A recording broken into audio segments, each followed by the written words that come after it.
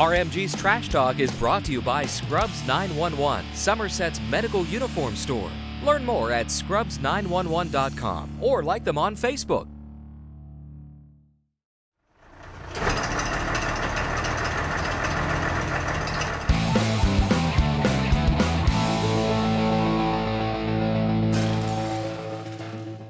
Racing has been around for many generations.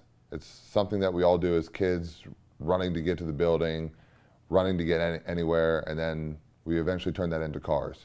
Cars going as fast as they can, pushing the limits to see how fast someone can go, and then eventually we get a winner. Today I have one of those racers here, Cindy Rhodes. Thank you for taking the time to come here today. Thank you. Now, at what age did you get into auto racing or racing in general? Oh my gosh, you're putting me on the spot there. I didn't want anybody to know how old I was. Gosh, it's been 12 years, so be in my mid-30s. Okay. Now, was there anyone who may have said, hey, you can probably do this, like, you can get into racing? Well, actually, I've been involved in the sport since I was a teenager. Okay. I'm from Jennerstown. Okay. When it was a dirt track, as teenagers, we would go over to the track and hang out. Belonged to the Jennerstown Fire Department. And when I joined with them, I started selling 50-50 tickets for them up and through the stands and down into the pits. So I've been involved there for quite a while. Now, along with selling the 50-50 in the fire department and all that, you were also Miss Jennerstown, is that correct? Actually, in 1984, the borough of Jennerstown had a pageant, and I was the first Miss Jennerstown. And it was for the fall festival, and periodically the Jennerstown Speedway would borrow me to hand out the trophies to the winners. And so that was fun. But then after that, then Jennerstown started holding their own pageants for their own Miss Jennerstown Speedway, so that was nice. Now, you get into racing. What were some of the hurdles or challenges you saw going to get that car, to get sponsors or all of that?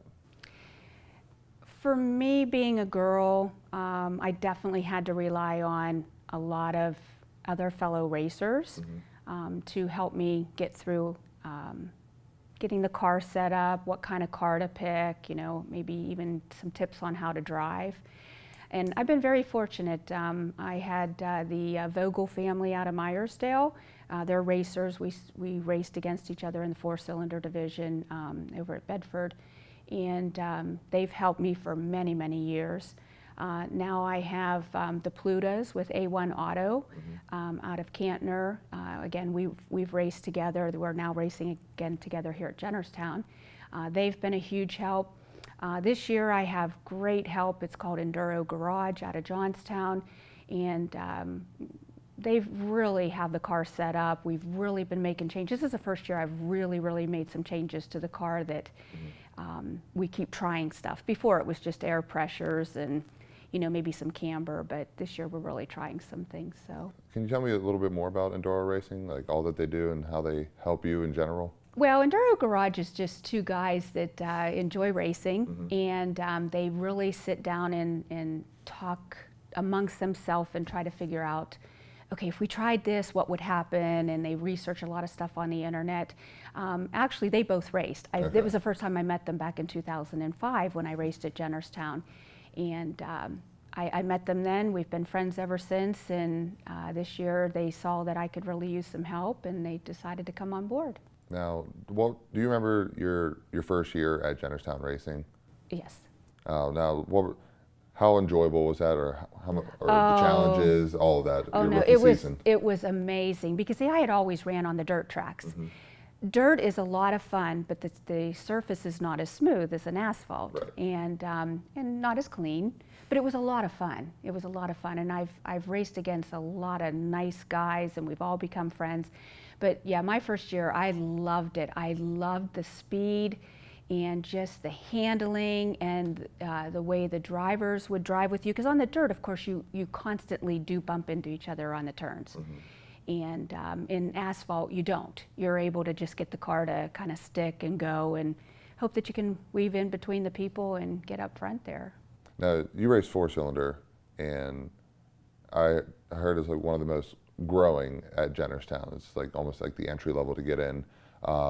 Your time at Jennerstown with the four cylinders, How enjoyable has that been? Oh, it's amazing. I love it. Everybody keeps saying, you need to move up. I'll get you a car. I need you to move up. And it's like, if I knew I had a crew that could help me, maybe I would move up, you know, because I don't know enough about changing springs and rear ends and all that kind of stuff. So 4-cylinder, I've always been in the 4-cylinder division, so. It's easy to say, like, you know, you can move up another step, you can do that, but no one really thinks about the crew that much and how much of a bond you really need to be successful on the course, right? Absolutely. Yeah, I was fortunate when I decided to go back to Jennerstown in 2014. I really didn't have a crew. I was relying on some of the other crews, and they were like, hey, come park by me. So I would park, and they said, hey, if you need any help, these guys will be over to help you, but they don't know the setup on the car. And it ended up being my younger sister, Lori, so it was just the two of us, and we would be there. But fortunately, I didn't run into a lot of problems. Not like this year, where the first night out, my fan quit working, and they had to rig it up, and the temperature gauge, you know, they had to do something with that as well. So there's been a lot of stuff that's been going on that, boy, thank God I've had the right kind of help this year, because I just would have been done.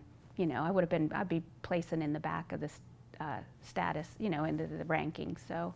And then you just mentioned the first race of the year, your fan blows out, but you still end up getting the win. Yes, I did. I was so pleased to have had that win. And then I came back, and the next couple times I finished second. I was feeling really good. And then some things have been happening with the car that, you know, now it's like 5th and 7th, and we'll get it. We'll get it back up there in the winner's circle. Now, Jennerstown closed down. Did you ever have that sneaking suspicion that, like, one day it would return, you would be back on the course at Jennerstown? Oh, we all hoped that that would come back, and we are so thankful that we have great people running the track right now.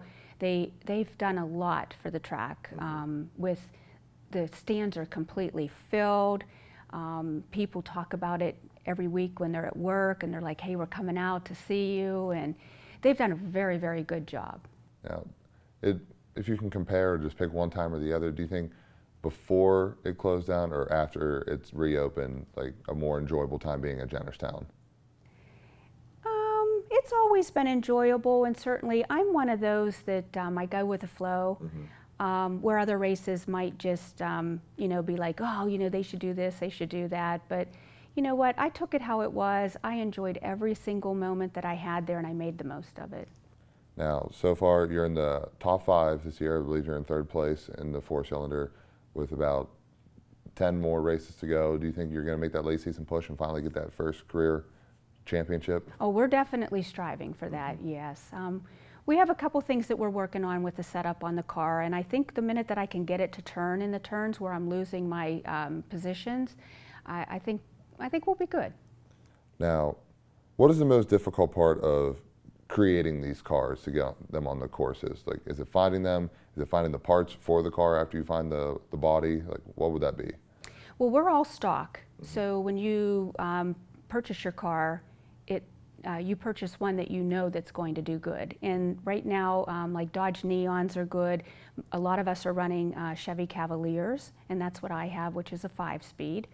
And I'm very fortunate. My sponsor, Walter's Auto Wrecking out of Hollidaysburg, he was a racer at Bedford with his family, and he always tend to go to the girls and say, you know, hey, I'll sponsor you, which I've been very fortunate. A lot of my cars have actually come from his junkyard, and then we bring it home and we gut it out. But I've been lucky. I've learned over the years to what kind of car to get. And right now it's an Ecotech, which has a little bit more horsepower than just a regular Chevy Cavalier. And so I've been fortunate that he's been a big help to me with my cars.